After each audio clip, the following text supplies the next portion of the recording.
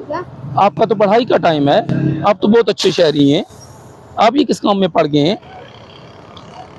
कूड़ा इकट्ठा करना, माँगना, जूते आपके नहीं है बेटा। जैसे नहीं, अब्बू क्या करते हैं? मंडी का काम करते हैं। तो बेटा आप अपने अब्बू को कॉल करते हैं, उनको बुलाते हैं, उनको आपके मतलब ब्रीफ करते हैं कि आपका जो टाइम है इसमें इस एक्टिविटीज़ करनी है जो आप कर रहे हैं। इनको गाड़ी में बिठाएं, इनके फादर को कॉल करें, उनको हम ब्रीफ करेंगे और इनको चाइल्ड प्रोटेक्शन ब्यूरो के हवाले करेंगे इंशाल्लाह। और वो वहाँ पर बयान हल्फी दे के तो फर्दर कार्रवाई इंशाल्लाह सरकारी कार्रवाई होगी। आप इनको गाड़ी में बिठाएं, गाड़ी में ले जाएं।